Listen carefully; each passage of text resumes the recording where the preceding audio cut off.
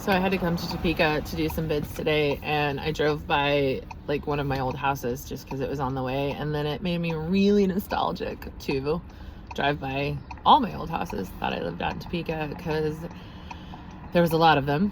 I was very poor, and me and Kate just had, like, we lived in some of like the ghettos, but we really loved it, and like each house was really special to us. So mostly my little bear and a little bit of my monkey will get these houses, but I also just thought it was cool to look back at where I lived when I was a little girl, little mama.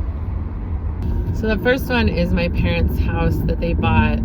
So we moved the summer before freshman year from Perry, from our house out there, and we moved to Topeka into this house.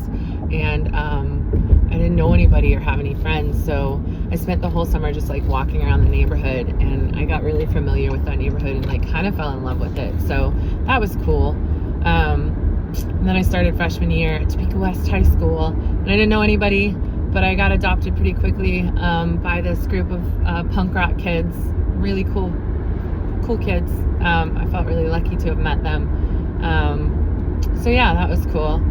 But I was a shit teenager, and I got hooked up with Kate's dad, Mark, pretty early, and there was a lot of drugs and a lot of partying, and so through no fault of my parents, I needed to get out of their house. So my first apartment on my own was this studio, oh my god, on Western, in this super ghetto area, and I definitely like lied about my age, and then it was Section 8 housing, so I like told them I would pay cash monthly, like no questions asked kind of deal. And so I got my first apartment there.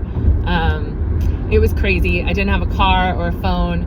I used to walk to work to Buddy's Hamburgers where I worked, and then we just like party at my house a lot. I had like a milk crate with a TV on top of it, and I had a couch that pulled out to like a bed. It was ridiculous, but really fun. And I ate a lot of peanut butter and sugar sandwiches and ramen. But yeah, and then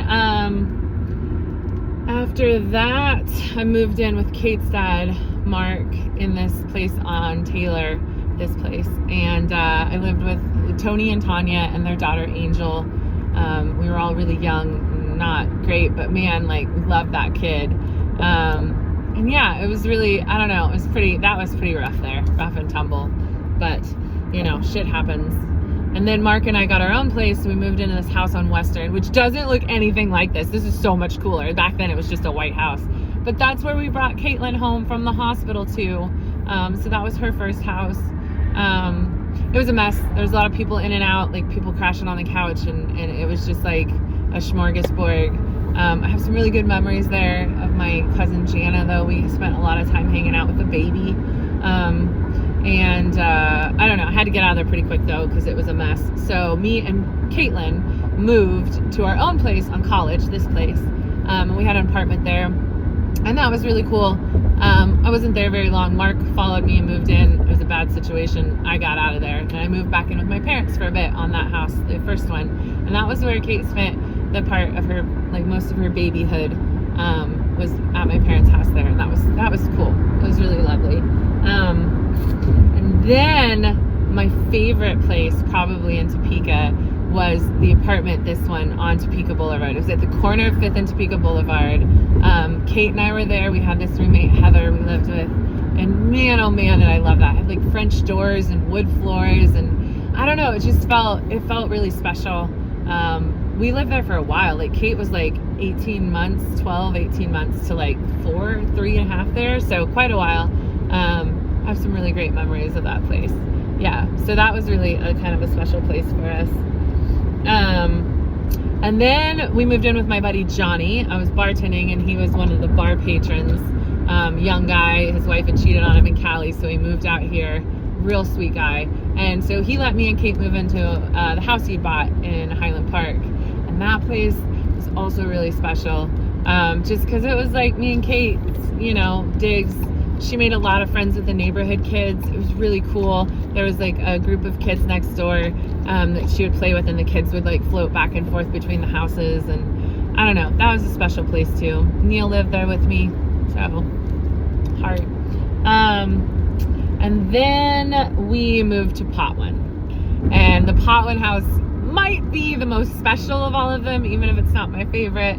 My buddy Vern, very kindly, hi Vern, let us live there, and for very cheap, because I was very, very poor back then, always working 2 and 3 jobs and barely making ends meet.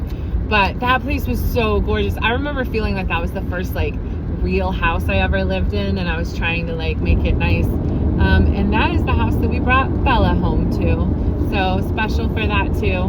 We lived there for at least a couple years, and yeah, it was really lovely. There was a park across the street with this tree, tiny little tree, but me and the kids used to climb it, and it was like our special tree. And I don't know, we just have a lot of great memories there. And then we moved to Oakland to this house, and that place was cool. The kids will call it the Black Mold House, because the most famous memory of all is that I hear Caitlin just yell, "Mom, the ceiling just fell!" And I go running upstairs, and the ceiling is on the floor in the kids' room. So that was neat. We moved out, obviously, and then we moved to Lawrence.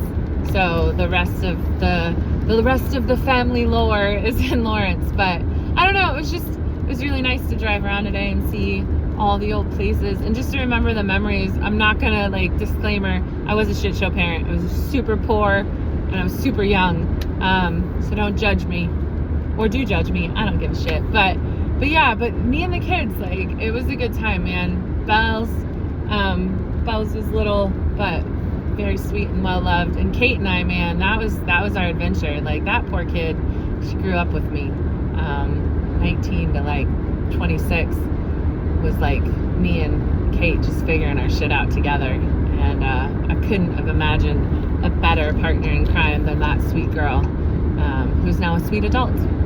So yeah, I don't know. Anyways, enjoy the family lore of us that you didn't want to hear, but now you know.